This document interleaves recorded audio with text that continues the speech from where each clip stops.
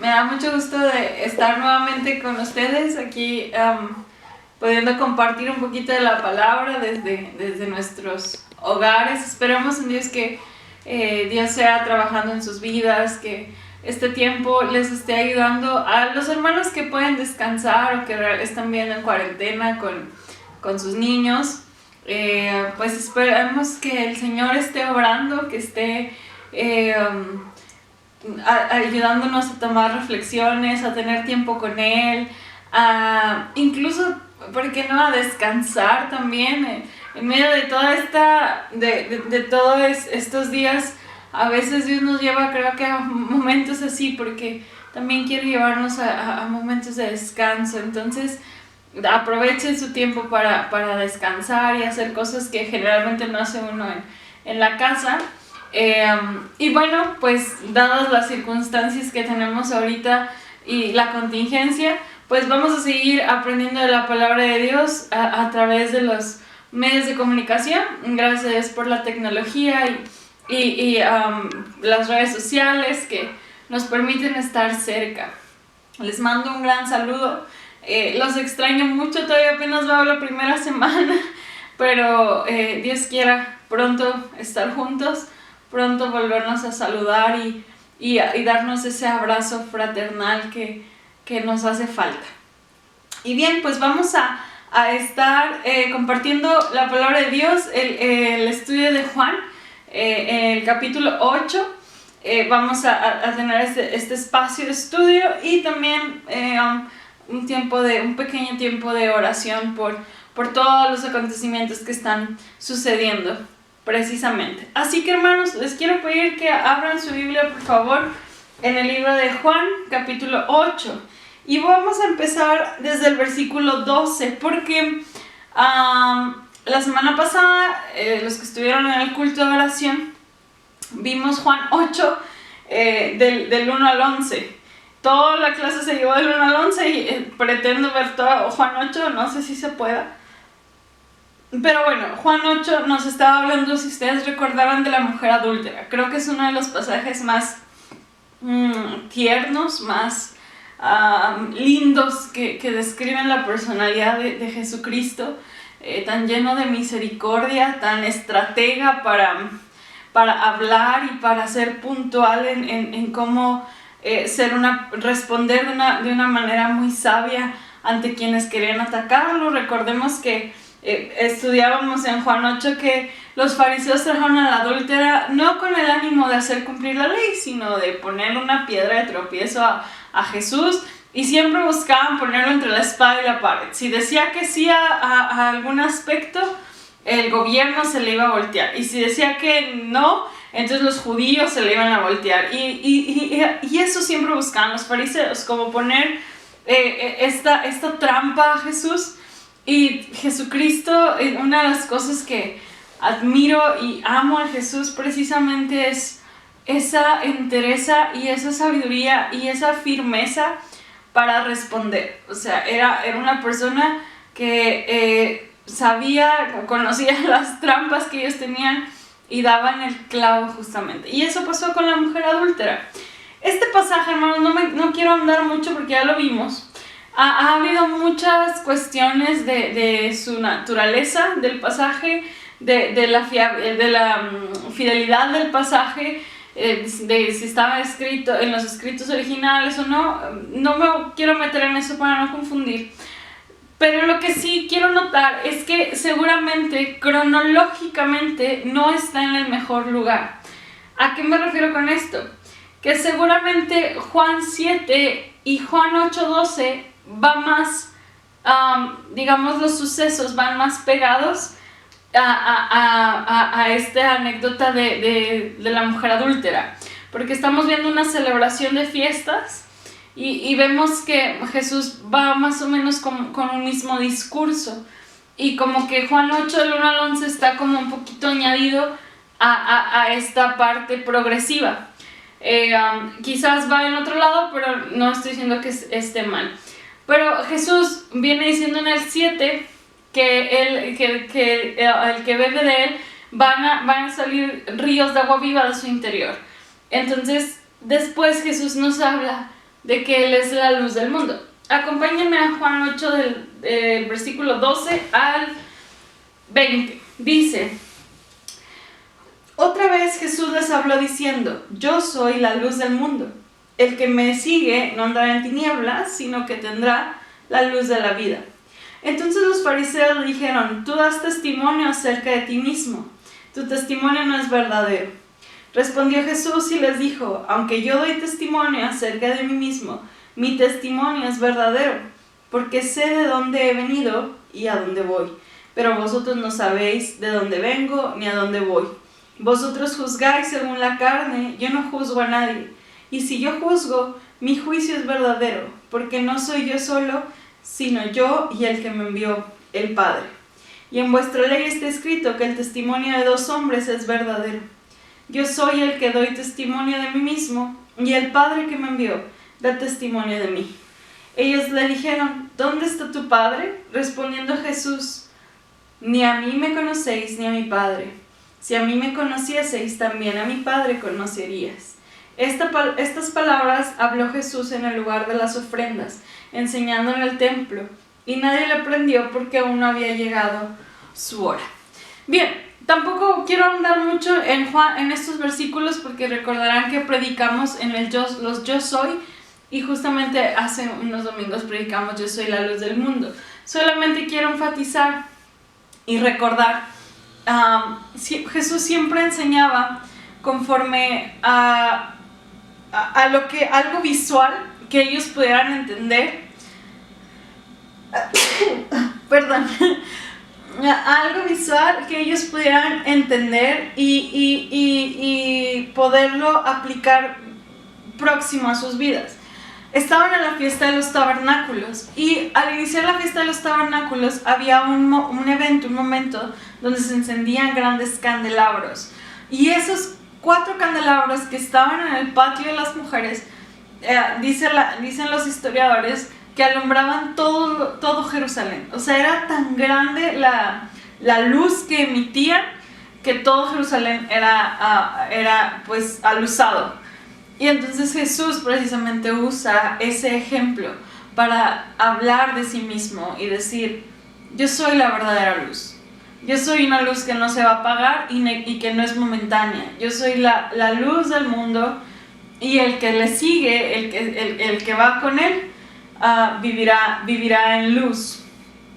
Jesús es la misma luz de Dios que ha venido al mundo, y es también la luz que da vida. Es decir, Jesús es la luz, y Jesús como luz da vida a los demás.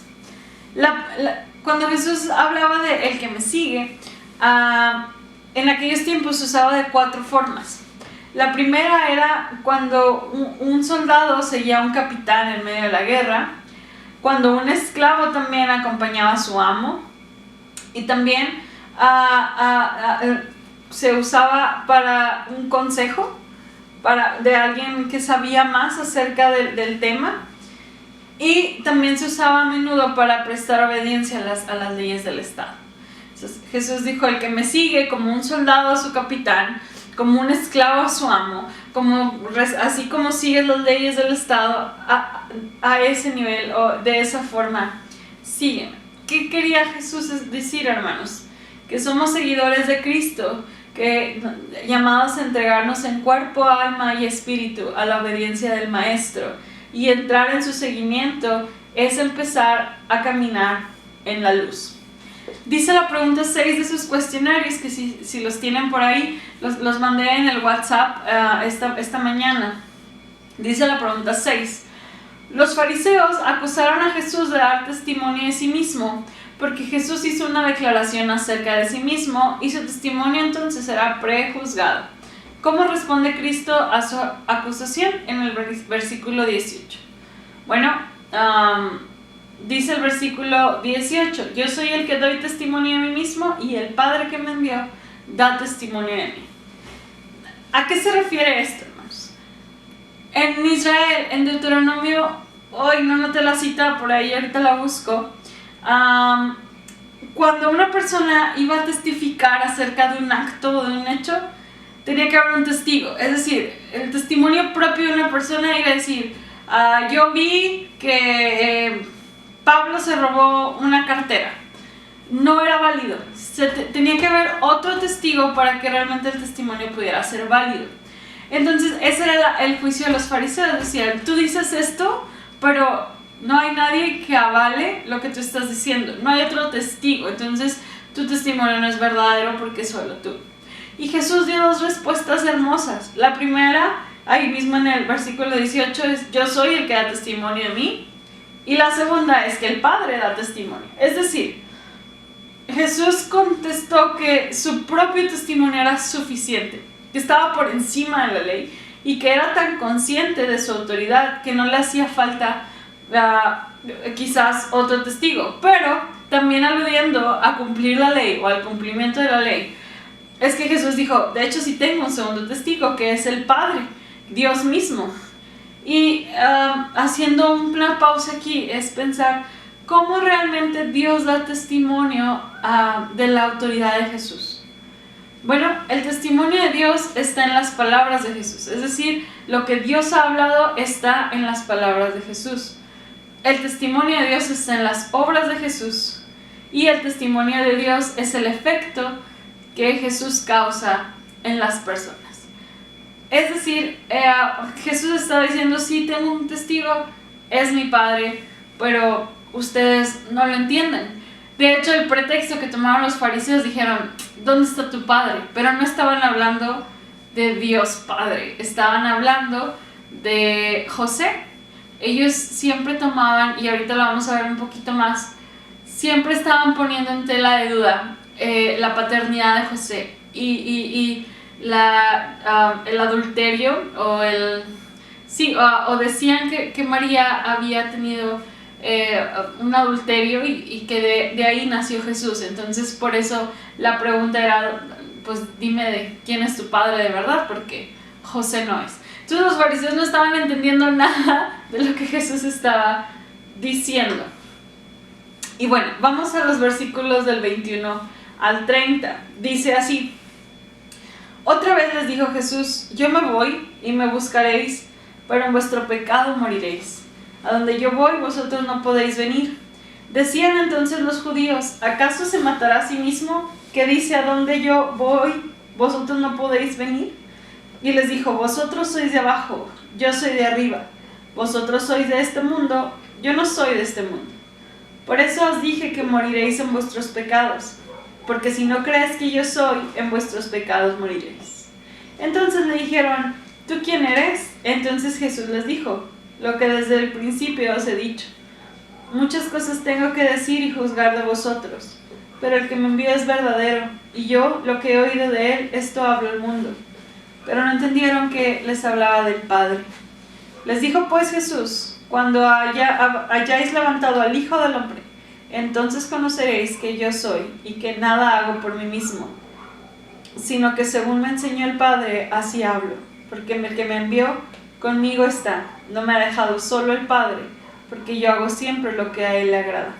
Hablando de estas cosas, muchos creyeron en él. Esta parte de Jesús sigue hablando con los fariseos, quizás cambia un poquito el tema, pero la conversación sigue. Y Jesús ahora empieza a decir, a donde yo voy, ustedes no pueden ir. Jesús en esta parte, hermanos, si ustedes la leen así más calmadito, hace varios contrastes. Yo hago esto, ustedes hacen esto. Yo pienso esto, ustedes piensan de esta manera. Jesús constantemente está haciendo contrastes. Cuando Jesús habló de marcharse, estaba hablando obviamente de vuelta a casa, ¿no? A su gloria. Y allí, hermanos, era precisamente donde sus oponentes no le podrían seguir por su continua desobediencia y por rehusar apartarse. Se habían excluido a sí mismo de Dios. Y lo peor de todo es que sus oponentes recibieron esta palabra con burla. Incluso pusieron en tela de duda, diciendo pues que se va a matar él mismo, o sea, va a cometer alguna especie de suicidio, porque ellos creían que era lo peor que podían hacer, así que nosotros realmente no podemos ir a donde tú vas y te vas si vas a morir de esa manera. Y Jesús empieza a precisamente hacer esta parte de contrastes y habla mucho del mundo. Y quiero hacer una anotación de esto, hermanos. Juan específicamente habla mucho del mundo. Ustedes están en el mundo, pero yo vine al mundo.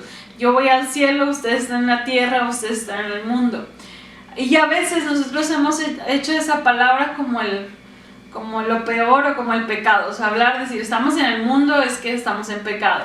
Juan sí lo utilizó un poquito así para hablar de precisamente de esta diferencia. Pero no necesariamente en toda la Biblia se usa así. Juan sí hace un contraste muy específico de que es lo contrario al cielo. Y sus oponentes eran y estaban viviendo conforme a lo que ofrecía precisamente el mundo, como opuesto a lo divino. Mi punto es que tengamos cuidado, a veces el mundo sí se refiere a aspectos pecaminosos o lo opuesto a lo divino, pero también el mundo también se refiere al lugar en el que vivimos y no necesariamente algún aspecto de pecado. Pero bueno, no me voy a meter mucho en ese aspecto. Y la pregunta 7 de nuestro cuestionario dice: ¿cuál hecho probará que Cristo no hace nada por sí mismo, sino la voluntad del Padre? Versículos 28 y 29 dice: les dijo pues Jesús: cuando hayáis levantado al Hijo del Hombre, entonces conoceréis que yo soy, y que nada hago por mí mismo, sino que según me enseñó el Padre, así hablo. Porque el que me envió conmigo está, y no me ha dejado solo el Padre, aunque yo hago siempre, lo que le agrada. Jesús estaba explicando en este pasaje que en el momento de su sacrificio, ellos iban a entender lo que realmente les estaba diciendo. En muchos fue así. El sacrificio de Cristo sería el hecho que probaría que Cristo no fue el que estaba haciendo las cosas, sino que el Padre era el que estaba efectuándolas. Y hermanos, quiero explicar el versículo 31 y 32. Dice: dijo entonces Jesús a los judíos que habían creído en él: si vosotros permaneciereis en mi palabra, seréis verdaderamente mis discípulos, y conoceréis la verdad, y la verdad os hará libres. Recuerden, hermanos, que siempre tenemos que ver los pasajes de arriba y los pasajes de abajo. Jesús está diciendo: yo me voy, y a donde voy ustedes no pueden ir por su ceguera espiritual. Pero el último versículo, el versículo 30, dice: hablando él estas cosas, muchos creyeron en él. Vemos que el primer paso para ser un discípulo de Jesucristo es creer, ¿verdad? Definitivamente el momento que una persona acepta como verdadero lo que Jesús dice y todo lo que nos dice acerca del amor de Dios, está en este inicio de la carrera del discipulado. Pero no solamente podemos quedarnos aquí, y ese es el gran problema del día de hoy, en nuestras iglesias y en general, que nos quedamos en el comienzo de la fe, o en el comienzo de creer en las palabras de Jesús. Pero Jesús está hablando de algo aquí muy fuerte, porque aquí está la clave. Dice: si vosotros permanecéis en mí, si ustedes permanecen en mí, es decir, ya creyeron, ya di el mensaje, ya lo entendieron, pero ahora la chamba es permanecer. Y permanecer implica varias cosas, hermanos. Implica escuchar constantemente las palabras de Jesús. Es decir, el cristiano es una persona que está escuchando la voz de Jesús toda la vida y que no hará decisión hasta haber oído lo que tiene que decir el Señor. Como decía el poeta Antonio Machado: a distinguir me paro las voces de los ecos y escucho solamente entre esas voces una. Permanecer en las palabras de Jesús implica, hermanos, escuchar sus palabras. ¿Y cómo las escucho? Lea su palabra, lea las escrituras. Si quiere escuchar la voz audible, decía un autor, hable en voz alta y va a poder escuchar las palabras de Jesús. Implica también aprender constantemente de él. El cristiano tiene que estar aprendiendo de Jesús más y más toda la vida. La mente cerrada siempre va a acabar con el discipulado. Y también, obviamente, permanecer implica obedecer constantemente la palabra de Jesús. Esta es la permanencia, hermanos. El escuchar, el aprender. O sea, ya escuché, ahora lo tomo para mí y también lo pongo en práctica. Esa es la permanencia. ¿Y qué provoca la permanencia? Porque esa es la clave del discipulado, hermanos, el poder seguir creciendo en el conocimiento de la palabra. Y entonces la acción es: la verdad te hará libre. Conocerás la verdad y la verdad te hará libre. Entonces, a veces queremos llegar rápidamente a la libertad y al conocimiento de Jesús, pero si yo no tengo una permanencia, si yo no estoy en la roca, si yo no estoy firme, si yo no sigo creciendo, yo no voy a descubrir descubrir las verdades espirituales acerca de Jesucristo y acerca de mí mismo, y tampoco me va a conducir a la verdadera libertad, a libertarme de mí mismo, del pecado y del engaño de Satanás. A veces como cristianos estamos desesperados queriendo experimentar muchas cosas espirituales, pero la clave, la pieza es permanecer. Es decir, creíste, permanece, y entonces la verdad te va a hacer libre. ¿Cuál es la verdad? Jesús mismo es quien te hace libre. Y el conocimiento de la verdad a través de esa permanencia es llevarte a Jesús. Es como una cadenita. Y hermanos, podemos decir, el resumen más bonito de un verdadero discípulo. Creer, permanecer, y yo agregaría crecer. Y con eso podrás experimentar la verdad en Jesús y la libertad que realmente Cristo ofrece. Bien, los siguientes versículos, hermanos, vamos a leer del 33 al 47, que dice así: le respondieron: el linaje de Abraham somos y jamás hemos sido esclavos de nadie. ¿Cómo dices tú seréis libres? Jesús le respondió: de cierto os digo, que todo aquel que hace pecado, esclavo es del pecado.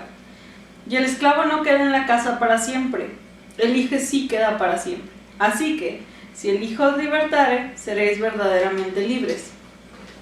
Sé que sois descendientes de Abraham, pero procuráis matarme, porque mi palabra no haya cabida en vosotros. Yo hablo lo que he visto cerca del Padre, y vosotros hacéis lo que habéis oído cerca de vuestro Padre. Jesús otra vez hace algunos contrastes, pero estos hombres se defienden. Jesús les dice: si permanecen en mí, y van a ser verdaderamente libres. ¿De qué? De la esclavitud, del pecado, de ellos mismos, de los engaños de Satanás. Pero los judíos, hermanos, tenían como en muy alta estima la libertad. Tan así que consideraban un derecho de nacimiento de todo judío, que la ley establecía que ningún hombre, por más pobre que fuera, podía degradarse hasta el punto de ser esclavo. Es decir, su libertad era uno de sus valores que tenían más en alta estima. Incluso algunos dicen que aun cuando estuvieron bajo el yugo de Babilonia y de otros, en otros lugares, ellos sienten que su fe y su identidad siempre los ha hecho sentirse libres, aún en medio de la esclavitud. Entonces, por eso dicen: siempre hemos sido libres, nunca hemos sido esclavos. ¿Por qué tú vienes a hablarnos de la verdadera libertad? Sé que ustedes y yo entendemos que Jesús habla de una índole más espiritual. Sin embargo, Jesús quiere seguir conversando con ellos. Y la explicación de Jesús fue acerca precisamente del esclavo. Jesús les dijo: un esclavo no está para siempre en casa, él no se queda para siempre, pero el Hijo sí. Y él habla de la oportunidad de ser hijos de Dios. No está hablando de él como el Hijo de Dios, sino la bendición de ser hijos o de ser hechos hijos de Dios. Y entonces, ahora sí, así que si el Hijo, o sea, el Hijo de Dios, los libertare, seréis verdaderamente libres. Y bueno, la palabra esclavo, recuerda que en cualquier casa hay una enorme diferencia entre esclavo e hijo. El hijo es un residente permanente de la casa. Y Jesús les está diciendo, ustedes creen que son hijos en la casa de Dios y que nada por tanto los puede arrojar de su posición privilegiada. Tengan cuidado, porque su conducta los está poniendo en un nivel de esclavos. Y a los esclavos se les puede arrojar de la presencia del amo en cualquier momento. Y bueno, antes de seguir, solo contestamos la pregunta 8. Cristo afirma que cada hombre que comete pecado es esclavo del pecado. ¿Quién nos puede libertar de ser esclavos del pecado? Una pregunta muy sencilla. Y después empiezan a justificarse diciendo, nosotros no hemos sido esclavos desde siempre, Abraham ha estado con nosotros, somos hijos de Abraham y etc. Abraham era para ellos la más grande figura de la historia, es decir, ellos se consideraban seguros y a salvos en el favor de Dios simplemente por ser descendientes de Abraham. Pero recuerden, hermanos, que estamos como en dos, déjenme buscar la palabra, como en dos sintonías diferentes. Los judíos están hablando de una manera terrenal, de una manera material, y Jesucristo siempre habló de una manera más profunda. Recordemos que la bendición o la promesa de Abraham era que en su descendencia vendría la simiente de bendición y a través de ella serían benditas todas las naciones. La promesa de Abraham era que gracias a la nación que iba a surgir de ahí, iba a nacer Jesús. No era tanto una nación como, no sé, extraordinaria, sino que Dios escogió a Abraham y Abraham lo entendía. Ahí vienen palabras de Jesús más adelante que dijo, Abraham se gozó, ¿no? Dice 56, Abraham vuestro padre se gozó de que había de ver mi día y lo vio y se gozó. O sea, Abraham entendía la promesa, pero los judíos y en este caso los fariseos no la entendían muy bien. Jesús empieza a explicar por qué ahora ellos se creen hijos de Abraham, pero Jesús hace todo un contraste, para hacerles ver que son hijos del diablo. Y dice la pregunta 9. Los fariseos trataban de justificarse diciendo que Abraham era su padre, sin embargo Cristo les declara su verdadera herencia. ¿Quién era su padre verdadero? Bueno, lo acabo de decir, me salteé un poquito. Dice aquí, la respuesta de Jesús a la pretensión de los judíos fue que era falsa. Y la prueba era que si Dios hubiera sido realmente su padre, le habrían amado y recibido. Si ellos entendían quién era el padre y quién era Abraham, realmente hubieran amado y recibido a Jesús. Aquí tenemos el pensamiento clave del cuarto evangelio. La prueba de una persona, es su reacción a Jesús. Y bueno, Jesús acusó a los judíos de ser hijos del diablo por estas palabras.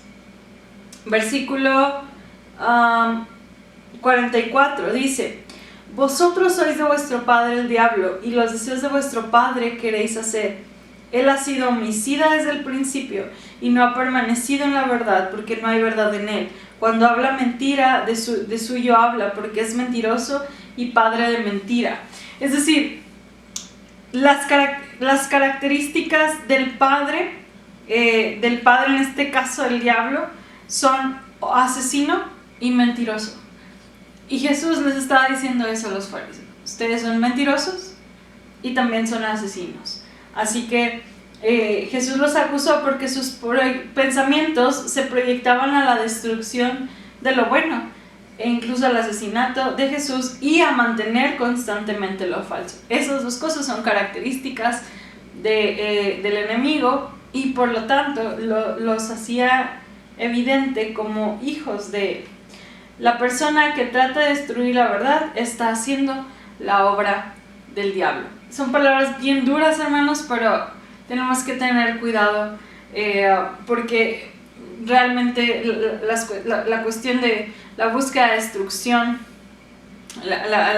el mantener la falsedad, la mentira, pues aquí Jesús está hablando de quién procede realmente la mentira. Y Jesús se defiende a sí mismo para decir: ¿quién de vosotros me redarguye de pecado? Pues si yo digo la verdad, ¿por qué creéis?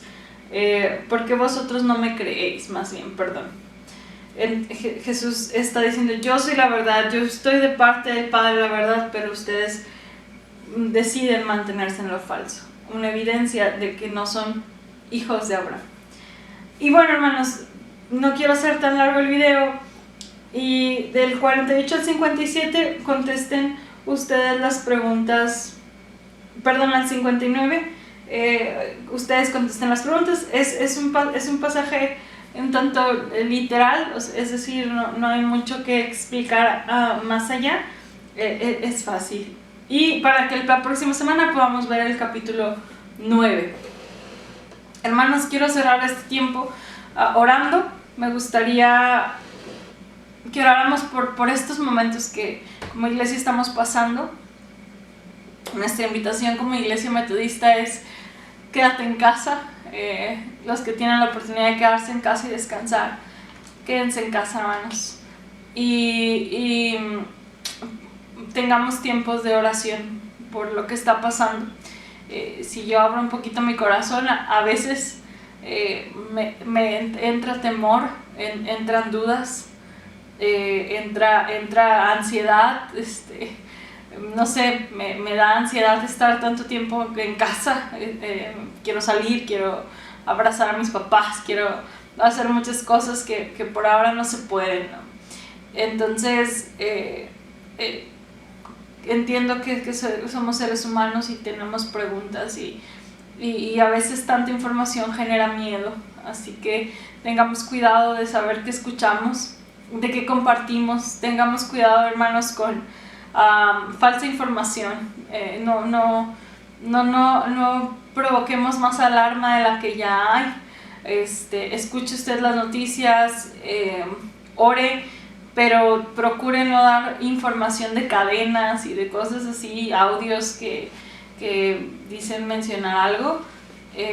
Tengamos mucho cuidado con eso, porque somos agentes de paz, somos precursores de paz, así que llevemos paz a donde quiera que vayamos, donde quiera que estemos, y oremos por estos tiempos duros.